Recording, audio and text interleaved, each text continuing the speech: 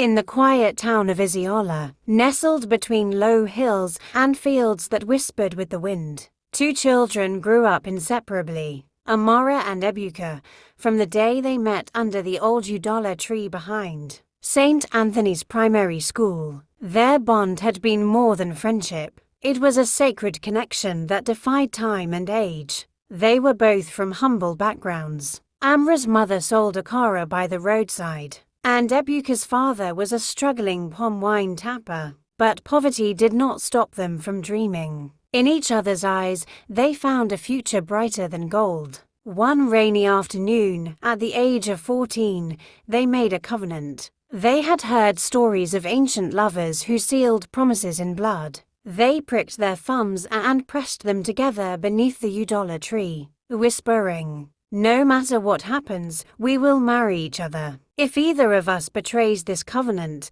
let love never favor the betrayer. Let their joy turn to sorrow, and their peace to restlessness. Let the spirits of memory haunt them day and night." It was childish, perhaps, but something shifted in the air that day. Even the wind seemed to shiver through the leaves. They continued their journey through secondary school, always together. They would go to the stream to fetch water, study under lantern light, and plan their future family. How many children, what kind of house they'd build, and how Ebuka would one day become a civil engineer. They loved in a way the world no longer believed in, raw, loyal, and without fear. But life, as it often does, had other plans. Amara was beautiful, not just the kind of beauty that turned heads, but the kind that made people forget their own names. Ebony skin, wide eyes like the morning moon, and a smile that could calm angry spirits. When she got admission to study business administration at the University of Enugu, everyone in Iziola celebrated. Ebuka, who was a year behind in school, stayed back and promised to join her the following year. He worked odd jobs and sent what little money he could to support her. But at the university, Amara saw another world, a world of designer shoes, fast cars, and men who could spend more in one night than Ebuka's family earned in a year. At first, she resisted.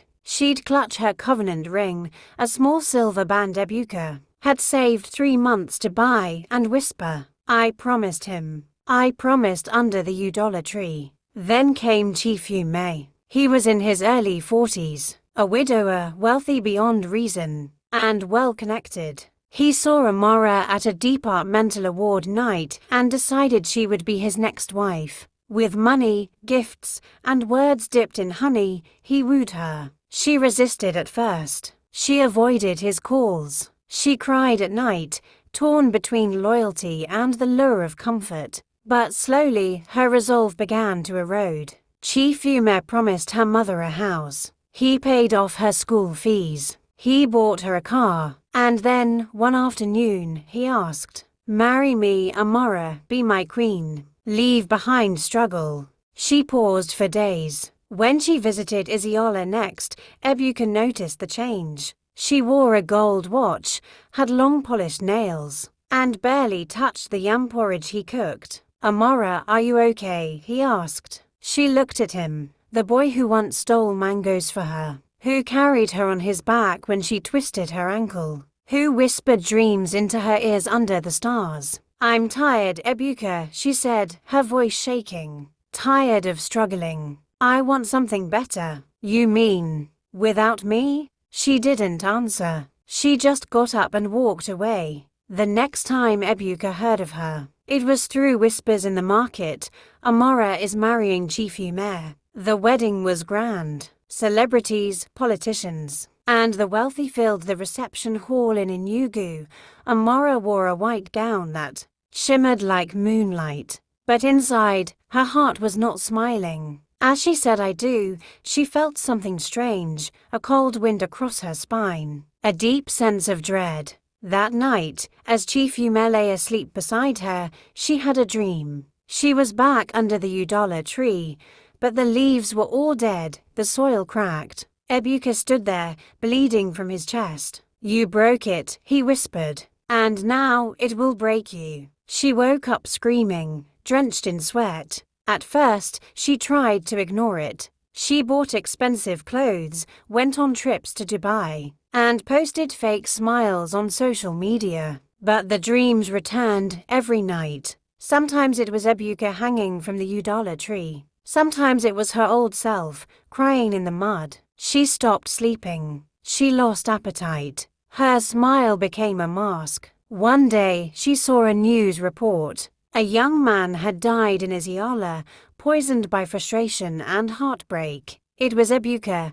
He drank rat poison and left behind a single note. We made a covenant, but I guess I was the only one who believed in it. I hope the spirits remember. Amara collapsed. After Ebuka's death, Amara's world fell apart. Chief Yume began to change. The once sweet man became controlling, bitter, and emotionally distant. He would scream over small things, accuse her of being ungrateful, and sometimes refuse to come home for days. Her womb, which had been fertile during her university days, suddenly failed her. She visited doctors, pastors, herbalists, but all said the same thing. There is nothing physically wrong with you. Every night, she heard whispers. Sometimes it was her name. Sometimes it was the sound of footsteps. Once, while brushing her hair, she saw Ebuka's reflection in the mirror behind her. She screamed and smashed the mirror, cutting herself in the process. She went back to the udala tree in Isiala, now almost dried up. She knelt and wept. "Ebuka, forgive me," she whispered. "I was weak. I wanted comfort. I didn't know love would cost me peace." But the wind didn't reply. She tried to make peace with his family, but they looked at her with empty eyes. "You made a covenant," his mother said. "Some things are not undone with tears." Years passed. Amara was now 34, still married to Chief Yume, but emotionally dead. He had taken a second wife, and they had a son. Amara lived like a shadow in the house, alone with memories. Every day, she visited a therapist. But therapy could not erase the dream of Ebuka calling her name. Every time she saw a young couple walking hand in hand, her chest ached. She tried to kill herself once, but the poison only gave her weeks of stomach pains. One night, she took her covenant ring, the old silver band, and placed it on her finger again. Then she wrote a letter. "Ebuka, I am sorry. I chose comfort over love. I broke us. I broke the covenant. I carry you in my soul, and I now know that gold means nothing when the heart is empty. If there's a world beyond, I hope we meet again under the udala tree, not as broken souls, but as the spirits who finally kept their promise." She folded the letter and placed it in her Bible. The next morning,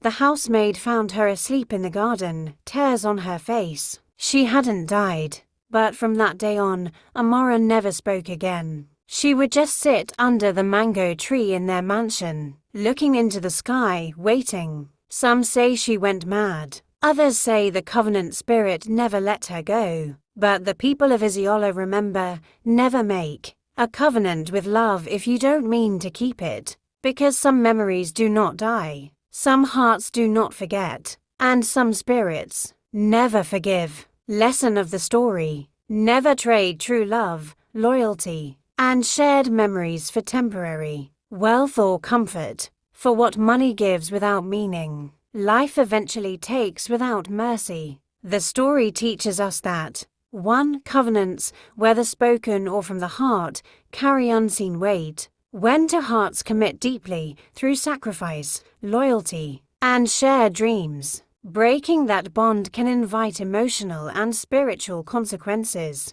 2. True love isn't always perfect, but it's built over time. Amara and Ebuka shared years of struggle, dreams, and promises. Those foundations are worth more than anything money can buy. 3. Wealth without peace is emptiness. Amara got the riches she chased, but not the fulfillment or happiness she expected. Money filled her house, but left her heart hollow. 4. Choices have consequences. Turning her back on Ebuka wasn't just a betrayal, it was a doorway to guilt, regret, and emotional isolation. She lost a love that was priceless for a life that looked golden but felt cold. 5. Sometimes the people who suffer silently are the ones who love the most. Ebuka didn't fight, didn't curse, but his silent pain echoed beyond death, haunting Amara long after. Final moral: hold on to people who stay when you have nothing. They are the ones who will still love you when you have everything. Please like, comment, share and subscribe to my channel for more interesting stories.